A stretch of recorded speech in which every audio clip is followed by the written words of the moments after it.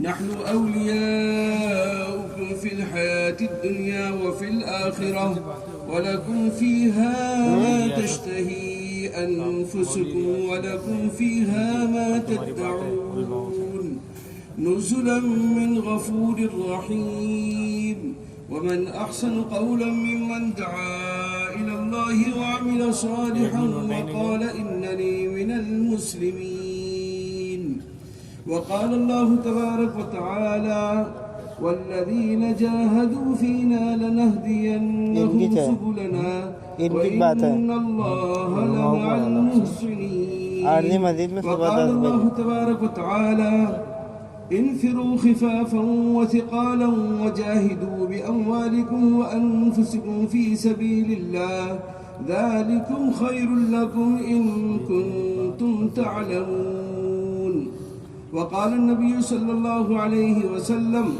لغدوة في سبيل الله أو روحة خير من الدنيا وما فيها وقال النبي صلى الله عليه وسلم كن في الدنيا كأنك غريب أو عابر سبيل أو كما قال مرسلین صاحب چھاڑنا ہوئی دعا میرے دوستوں بزرگوں حضرت مولانا شوکت صاحب آپ سے چند درخواستیں کرنی ہیں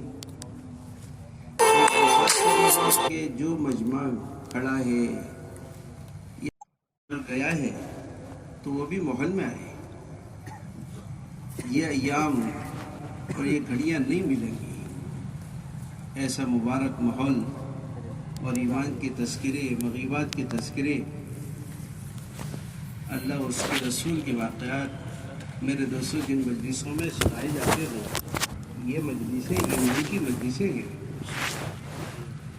ان تذکروں سے ایمان میں تازگی پیدا ہوتی ہے اس لیے ہمیں اس سے فائدہ اٹھانا چاہیے اس لیے ہماری درخواست ہے جو حضرات پنڈال سے باہر ہیں وہ پنڈال کے اندر تشریف لائیں پنڈال کے اندر تشریف لائیں دوسری درخواست یہ ہے کہ آپ عمل کی نیت سے سنیں نیت کا اثر عمل پہ پڑتا ہے بندے کی جیسی نیت ہوتی ہے عمل کرنا آسان ہو جاتا ہے نیت اگر عالمی ہے تو سارے عالم میں جانا آسان ہے نیت کا اثر آدمی کے عمل اور اس کی دعا پہ بھی پڑتا ہے اس لیے عمل کی نیت سے سنیں تیسرا یہ ہے کہ ہمیں اس اللہ کے پیغام کو دنیا کے کونے کونے تک پہنچانا اس کی نیت سے سنیں کریں گے انشاءاللہ اور ایک یہ آپ نیت کرو کہ انشاءاللہ آخر تک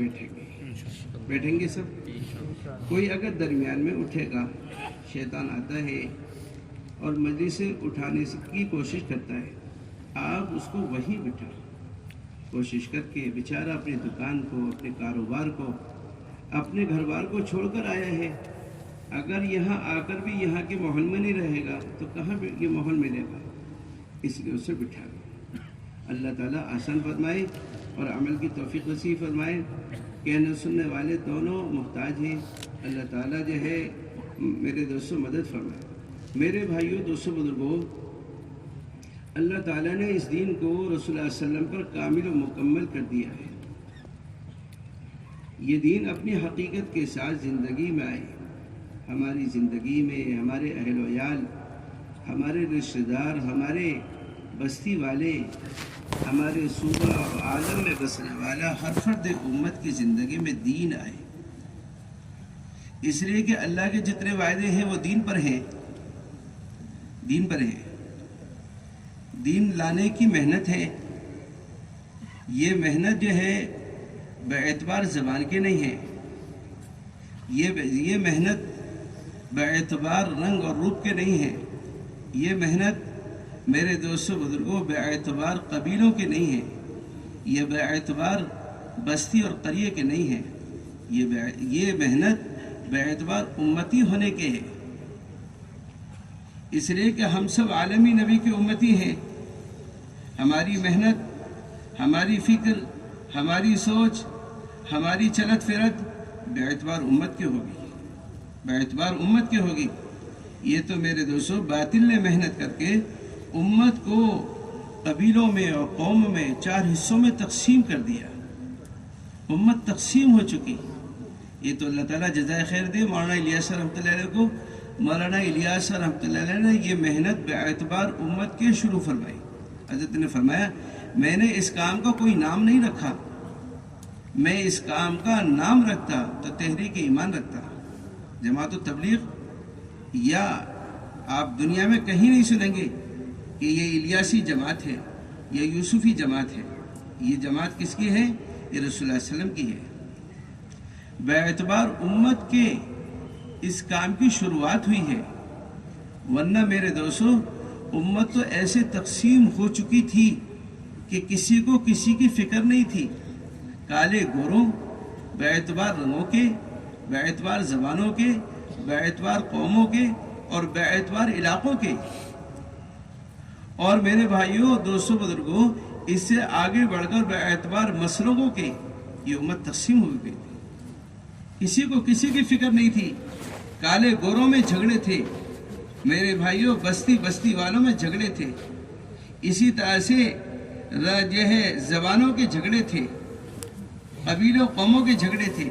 یہ تو اللہ تعالیٰ جزائے خیر دے مولانا الیاس رحمۃ اللہ علیہ کو کہ رسول اللہ علیہ وسلم نے اس کی بنیاد پوری امت کی ہونے کے اعتبار سے رکھی تھی کہ اگر پوری امت ایک جسم کے مانند ہے، اگر ایک عضو میں تکلیف ہوتی ہے، یا چوٹ لگتی ہے، یا زخم آتا ہے، تو سارے اعضاء متاثر ہوتے ہیں، سارے اعضاء متاثر ہوتے ہیں۔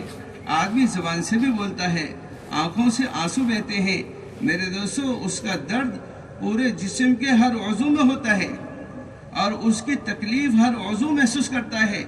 یہ نہیں ہے کہ اگر چوٹ پیر میں لگی ہے تو آنکھوں سے آنسو بہ رہے ہیں۔ میرے دوستو، زبان بول رہی ہے، دل و دماغ حرکت میں ہے، اس کے ہاتھ پیر حرکت میں آتے ہیں، اس لیے کہ چوٹ کا اثر جسم کے ہر عضو کو ہے۔ یہ تو اللہ کے رسول نے امت ایسے بنائی تھی کہ اگر مشرق میں رہنے والا، اگر میرے دوستو اسے تکلیف ہو تو مغرب میں رہنے والے کو اس کی تکلیف کا احساس ہو، اس کا احساس ہو کہ میرا بھائی تکلیف میں ہے، میرے بھائی تکلیف میں ہے اور میں اپنے گھر میں سکون میں بیٹھا ہوں، میں راحت و آرام میں ہوں، میں آسانیوں کے نقشے میں ہوں۔ اللہ کے رسول نے امت کو ایک بنایا تھا۔ یہ امت بڑی محنت سے بنی تھی میرے بھائیوں، دوستو۔ جب سے محنت اس سطح سے اور اس شکل سے ختم ہوئی، آہستہ آہستہ امت تقسیم ہو گئی۔ آپ کئی صدیوں کی تاریخ اٹھائیے، یہ محنتیں ہر صدی میں ہوئی ہیں، باعتبار رنگوں کے، باعتبار زبانوں کے، باعتبار قوموں کے اور باعتبار علاقوں کے، محنتیں ہر صدی میں ہوئی ہیں۔ محنت کا انکار نہیں کیا جا سکتا میرے دوستو، محنت کا یہ نہیں کہا جا سکتا کہ کسی صدی میں محنت نہیں ہے، لیکن باعتبار امت کے محنت ہوئی ہے تو اس صدی کا بڑا، یہ اس صدی کا جو ہے میرے دوستو، اس صدی کا ہے، یہ اس صدی میں ہوئی ہے باعتبار امت کے، کہ امت کو ایک پلیٹ فارم پہ جمع کر دیا کہ آہستہ آہستہ زبان والے جڑتے گئے اور میرے دوستو رنگ روپ والے جڑتے گئے، اور آہستہ سے سارے قبیلے اور سارے علاقے اور بستیاں ایک فکر پر جمع ہو گئی۔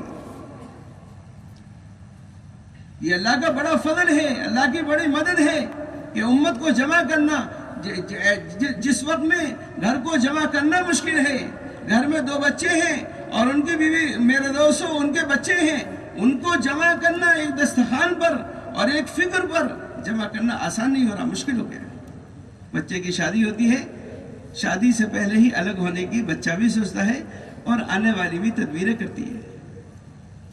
2 بچوں کو جمع نہیں کر پا رہے، چھوٹے سے پریوار کو جمع نہیں کر پا رہے، ایک محلے کو جمع نہیں کر پا رہے، ایک قبیلے کو جمع نہیں کر پا رہے میرے دوستوں، ایک رنگ والوں کو جمع نہیں کر پا رہے، ایک مسلک والوں کو جمع نہیں کر پا رہے میرے بھائیوں، دوستوں، بزرگوں، ایک مسجد والوں کو جمع نہیں کر پا رہے۔ اللہ کا فضل ہے میرے بھائیوں، اس کام کی برکت سے پوری امت جمع ہو گئی۔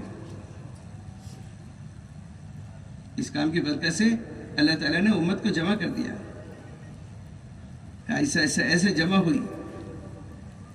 کہ دنیا میں جتنے مسلک کے لوگ ہیں اور جتنے جہر رنگ کے لوگ ہیں اور جتنے قبائل ہیں اور جتنی زبانیں ہیں، ہر زبان کے لوگ، ہر قبیلے کے لوگ، ہر رنگ کے لوگ، ہر مسلک کے لوگ، ہر علاقے و بستی کے لوگ اللہ کا فضل اس کام پہ جڑے ہوئے ہیں۔ جو گشت کی ترتیب، جو 5 اعمال کی ترتیب، یا گھر کے 5 اعمال کی ترتیب، یا خروج کی ترتیب، یا اندرون اور بیرون کے خروج کی ترتیب، جو ہندوستان کے ایک مسجد میں ہے وہی ایک صوبے میں اور پورے ملک میں اور عالم میں بسنے والے میرے دوستو ہر فرد امت کے لیے اور ہر مسجد میں وہی ترتیب ہے۔ جب کوئی فتنوں کا دور ہو، اختلاف کا دور ہو، ایسے وقت میں اس محنت کا میرے دوستو کرنا یہ بڑی نعمت ہے، یہ بڑی نعمت ہے کہ امت تقسیم ہو گئی تھی۔ اس لیے ایک تو یہ ہے کہ دین آتا ہے دین کی محنت سے، اللہ کے جتنے وعدے ہیں وہ دین پر ہیں، یہ دین کی محنت پر ہے، دین کی محنت پہ ہے۔ ایسا ایسا دین اگر محنت چھوٹے گی تو دین زندگی سے نکلے گا، اور دین ایسے نہیں نکلے گا، آہستہ آہستہ میرے دوستو ایسے نکلتا چلا جائے گا کہ آدمی کو احساس و شعور بھی نہیں ہوگا کہ اس کی زندگی سے دین نکل گیا۔ دین میں سب سے پہلی محنت ایمان کی ہے، یہ سب سے پہلے ایمان ہے۔ صحابہ فرماتے ہم نے پہلے ایمان سیکھا، پھر قرآن سیکھا، اس کی برکت سے ہمارا ایمان بڑھتا گیا۔ ایمان بڑھتا بھی ہے، گھٹتا بھی ہے۔ ایمان کی محنت ہوگی، ایمان بڑھے گا، ایمان کی محنت چھوٹے گی، ایمان گھٹتا چلا جائے گا، اور یہاں تک گھٹے گا میرے بھائیو دوستو اس کا ایمان اس کو حرام سے نہیں روک سکتا، اس کا ایمان چوری اور ڈکیتی سے اور غلط دیکھنے اور غلط بولنے سے اور غلط سوچنے سے اور اس کے اعضاء کا غلط استعمال ہونے سے نہیں روک سکتا،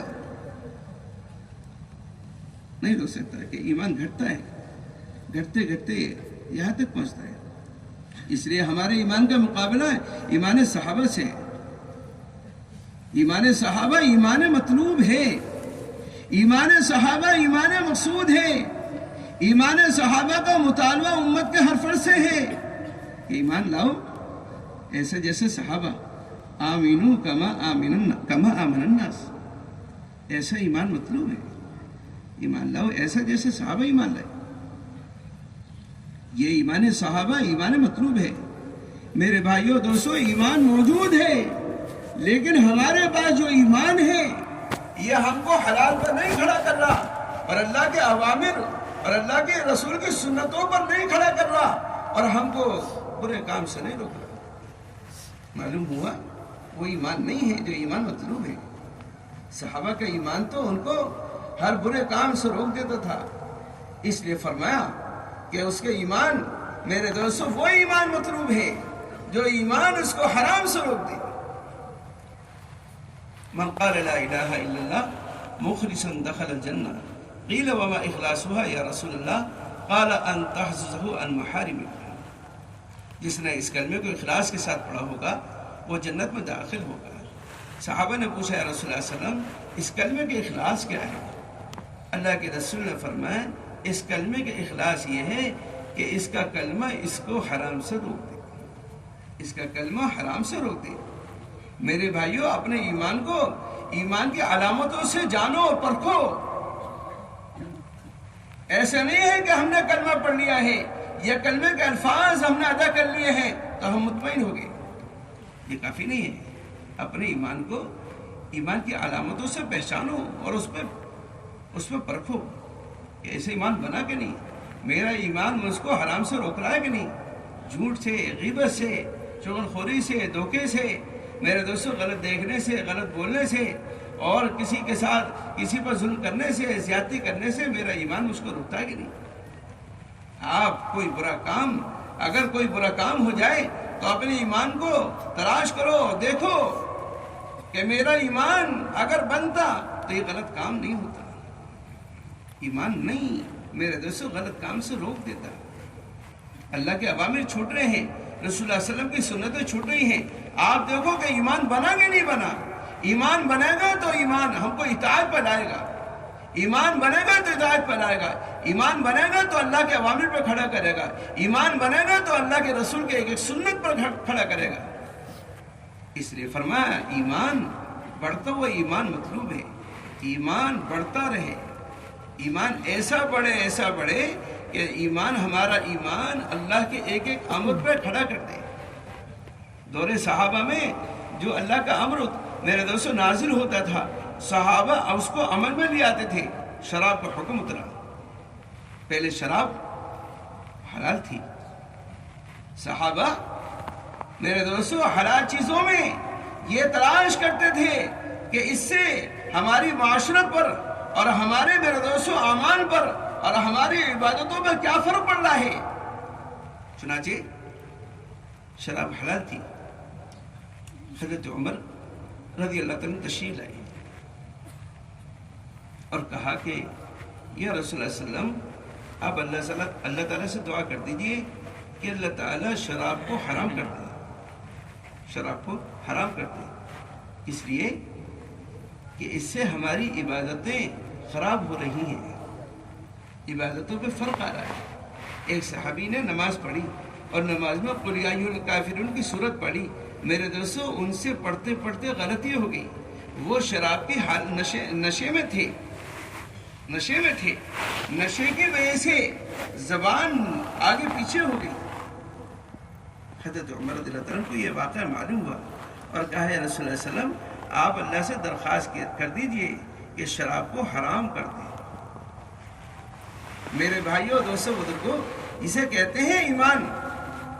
یہ ایمان مطلوب ہے، یہ ایمان مقصود ہے، یہ ایمان اللہ کے نزدیک محبوب ہے، یہ ایمان ہر عمل کے قبول کرانے کے لیے ایسا ایمان ضروری ہے۔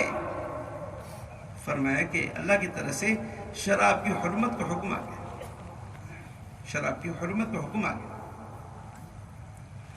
جیسے حکم آیا، اللہ اکبر، صحابہ میں صحابہ کے زمانے میں قیمتی چیز شراب سمجھی جاتی تھی، ان کے خزانوں میں جمع رہتی تھی، اور میرے بھائیوں دوستوں ان کے گوداموں میں اور شراب اسے جو ہے میرے دوستوں گوداموں میں جمع رکھتے تھے، جو سب سے پرانی شراب، سب سے قیمتی شراب ہوتی تھی، جس کے بعد شراب زادے وہ مالدار سمجھا جاتا تھا۔ اللہ کا حکم آ گیا، جبکہ شراب صحابہ کے گوداموں میں بھری ہوئی تھی۔ بعض صحابہ میرے دوستوں بزرگوں، بعض صحابہ کے گلاس میں شراب لگی ہوئی تھی اور پینے کی تیاری میں تھے، اور بعض نے اس شراب کے گلاس کو منہ میں بھی ڈال دیا۔ اللہ کا حکم اس حال میں آ گیا، بعض کے منہ میں شراب، بعض کے گلاس میں شراب، بعض کے میرے دوستوں پینے کی تیاری میں، بعض کے گوداموں میں، دکانوں میں، بعض خرید فروخت میں، یہ سارا محل شراب کا بنا ہوا تھا۔ لیکن اللہ کا حکم آ گیا حرمت کا۔ اگر ہم میں سے کوئی ہوتا تو تعویل کرتا۔ ہم میرے دوستوں تعویل کرتے ہیں، حالانکہ تعویل کرنا دوسروں کے لیے، اپنے لیے نہیں۔ اگر حکم آئے گا جس حال میں بھی حکم آئے گا اور اللہ کا امر ہوگا یا رسول اللہ صلی اللہ علیہ وسلم کی سنت ہوگی، ہمیں ایسا جو ہے میرے دوستوں اس کو مقدم کرنا۔ حکم آیا حرمت کا، اللہ اکبر۔ جن کے ہاں شراب کے میرے دوستوں شراب بھری ہوئی تھی، انہوں نے اس مٹکے پھوڑ دیے۔ جن کے ہاتھوں میں جن کے گلاس میں شراب تھی، انہوں نے گلاس کو پھینک دیا۔ جن کے میرے بھائیوں منہ میں شراب تھی، انہوں نے اسے قید کر کے نکال دیا کہ اللہ کا امر آ گیا کہ اب نہیں پینا۔ یہ تعویل نہیں کی کہ چلو جو پی رہے ہیں اسے تو کوئی بات نہیں ہے، ابھی تو اترا ہے، ابھی تو آہستہ آہستہ چلے گا، بعد میں انشاءاللہ عمل کر لیں گے۔ یہ جو شراب ہے اسے فروخت کر کے اچھے کاموں میں اس کا پیسہ لگا سکتے ہیں، اللہ کے راستے میں خرچ کر سکتے ہیں، غریبوں کی مدد کر سکتے ہیں، رفاہی کاموں میں لگا سکتے ہیں، ہم معذورین کی مدد کر سکتے ہیں۔ یہ نہیں سوچا کہ نہیں، حرام ہے تو حرام ہے، حرام ہے تو حرام ہے۔ تو مدینے میں شراب سے گلیاں بھری ہوئی تھی۔ ایسے صحابہ نے مشکیزوں کو پھاڑ دیا اور شراب کے مٹکوں کو پھوڑ دیا اور گلاس کو پھینک دیا۔ کسی صحابہ کے یہ نہیں تھا اللہ کے امر کے بعد میں صحابہ شراب پئیں یا صحابہ جو ہے اس کی خرید فروخت کریں یا صحابہ اس کی تعویل کریں، یہ نہیں تھا، یہ ایمان مطلوب ہے. اس لیے ایمان کا مقابلہ ایمان صحابہ سے ہے. اپنے ایمان کو ایمان صحابہ میں پیش کرنا چاہیے کہ جو صحابہ کا ایمان تھا وہ ہمارا ایمان بنا کہ نہیں بنا کہ نہیں بنا. دور صحابہ میں مہاجرین اور انصار میرے دوستو ایمان کے بنانے کی محنت میں لگے رہتے تھے. ایمان کی محنت موت تک ہے، جیسے ایمان کا رکھنا موت تک فرض ہے. اگر ایمان ایک لمحہ کے لیے بھی نکل گیا اور آدمی کی اسی حال میں موت آ گئی تو آدمی کی موت کفر پہ آ گئی. میرے بھائیوں، حج کا کرنا بڑا حکم ہے. یہ دو عبادتوں کے مجموعے کا نام ہے، جانی اور مالی عبادت کے مجموعے کا نام ہے. اور اللہ نے بڑے اچھے انداز سے حج کا حکم ارشاد فرمایا ہے. سب سے پہلے وَلِلَّهِ حِجُّ الْبَيْتِ مَنِ اسْتَطَاعَ إِلَيْهِ سَبِيلًا. اللہ نے اپنا نام کیسے بہترین انداز میں، کیسی بہترین جگہوں پہ اللہ بلاتا ہے. لیکن آپ دیکھو میرے بھائیوں، زندگی میں ایک مرتبہ فرض ہے، ایک مرتبہ فرض ہے. آپ زکوٰۃ کو دیکھو، سال میں جس پر مال ہے، مالی کے نصاب ہے، سال میں ایک مرتبہ اپنے مال کی زکوٰۃ نکالنا اس پر فرض ہے. روزے کو دیکھو، ہر مسلمان پر عاقل بالغ ہو، ہر مسلمان کو روزے کا رکھنا فرض ہے، سال میں ایک مرتبہ. نماز اتنا اہم حکم، میرے دوستو تقریباً 82 جگہ اللہ تعالیٰ نے مختلف انداز سے نماز کا حکم ارشاد فرمایا ہے. 82 جگہ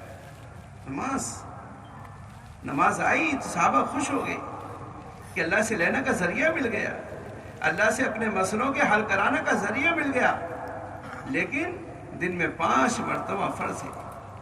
ایمان ایک ایسا میرے دوستو جو ہے دین کا اہم جز ہے، جس کا 24 گھنٹے رات میں، دن میں، صبح میں، شام میں، سونے میں، جاگنے میں، میرے بھائیوں مرنے سے پہلے اس کا پر ایمان کا رکھنا فرض ہے.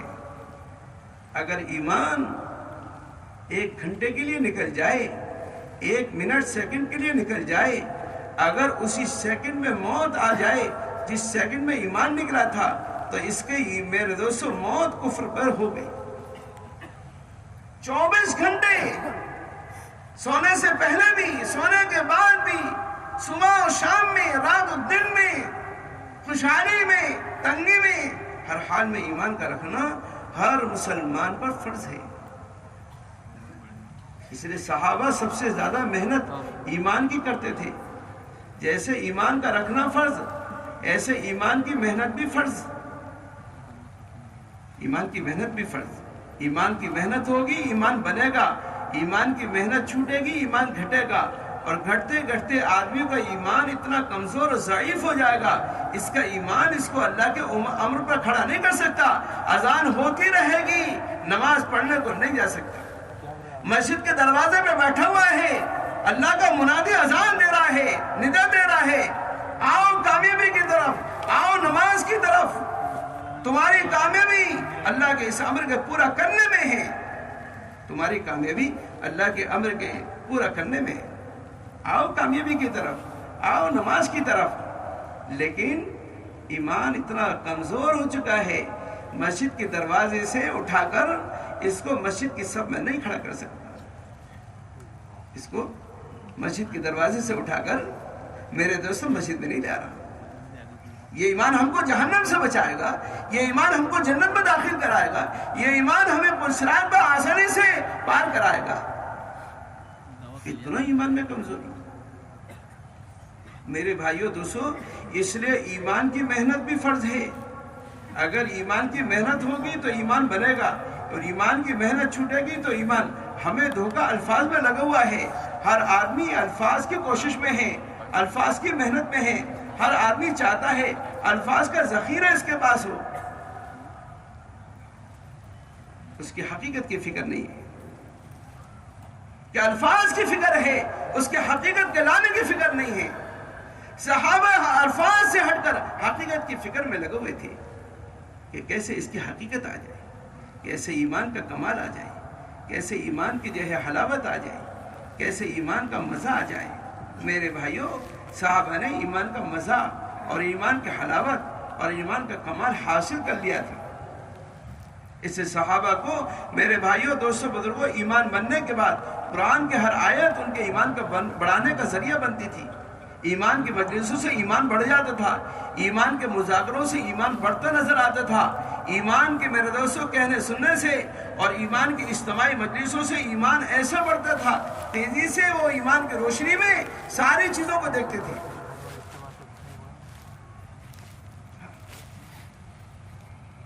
ساری چیزوں کو دیکھ لیا کرتے تھے، ایمان ایسا بڑھتا تھا، بڑھتے بڑھتے اللہ کے ایمان، اس کا ایمان اس کو اللہ کے قریب کر دیتا ہے۔ اس لیے میرے بھائیوں، ایمان کے بنانے کی محنت نہیں ہے، ایمان کے سیکھنے کی محنت نہیں ہے۔ دنیا میں ہر آدمی اپنے کاموں کے سیکھنے کی محنت کرتا ہے، لیکن ایمان کے بنانے اور ایمان کے سیکھنے کی کوئی محنت نہیں ہے۔ سب سے پہلا امر اترا ہے ایمان کا، میرے بھائیوں، نماز اور جتنے بھی اوامر ہیں وہ ایمان کے بعد ہیں۔ ایمان کے بغیر کوئی عمل اللہ کے نزدیک قبول نہیں ہے۔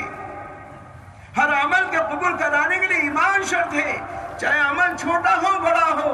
میرے دوستوں، جو ہے ظاہر سے متعلق ہو، باہر سے، باطن سے متعلق ہو، میرے بھائیوں، ہر عمل سے پہلے ایمان ہے، ہر عمل سے پہلے ایمان ہے۔ نماز ہو ایسی ایمان والی، یقین والی، علم ہو یقین والا، ذکر ہو یقین والا، میرے دوستو، اکرام مسلم ہو یقین والا، اخلاص ہو یقین والا، اللہ کے راستے کی محنت ہو یقین والی۔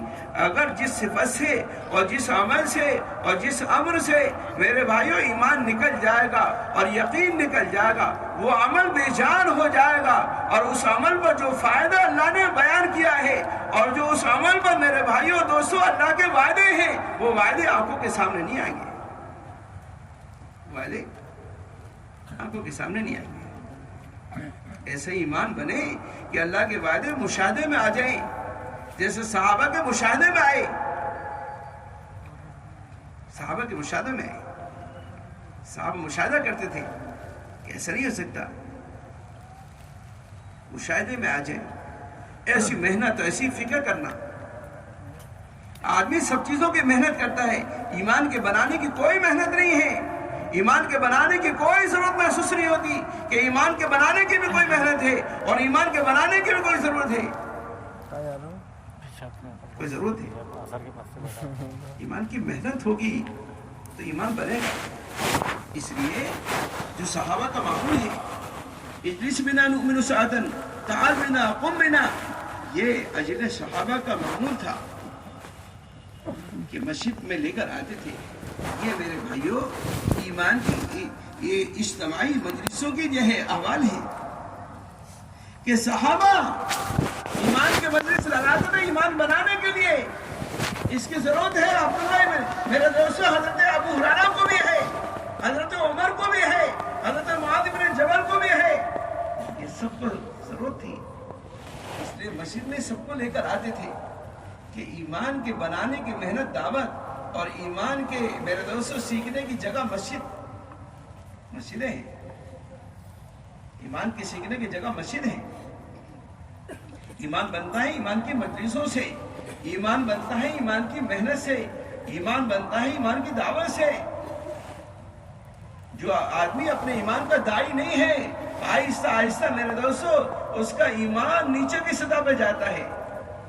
جو اپنے دین کا داعی نہیں ہے، وہ اپنے دین پر قائم اور مضبوط نہیں ہے، وہ اپنے ایمان پر مضبوط نہیں ہے۔ جو اپنے ایمان کا داعی ہے وہ ایمان میں مضبوط ہے،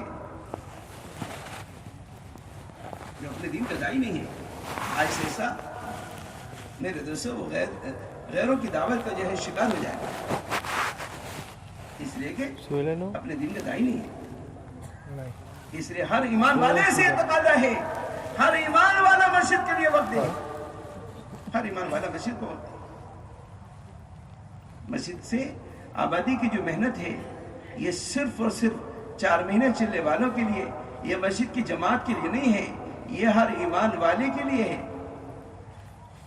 جوان ہو، بوڑھا ہو، نیا ہو، پرانا ہو، 4 مہینے والا ہو چلنے والا ہو، نمازی ہو بے نمازی ہو، جو مسجد کے احترام میں رہتے ہیں، ہر نمازی سے ہر مسلمان سے مطالبہ ہے کہ میرے دوستو مسجد میں آ کر ایمان کو سیکھو، مسجد میں آؤ، ایمان کے حلقوں میں بیٹھو، ایمان کے حلقوں میں بیٹھ کر میرے دوستو بنتا ہے، ایمان بنتا ہے تو سارے تقاضے آسان، سارے اوامر پورا کرنا آسان ہو جاتا ہے۔ جو مسجد میں آئے گا نماز پڑھے گا، جو مسجد میں آئے گا بہت سارے غلط کاموں سے توبہ کرے گا اور بہت سارے اوامر اور اللہ کے تقاضوں کو پورا کرنے کی نیت کرے گا۔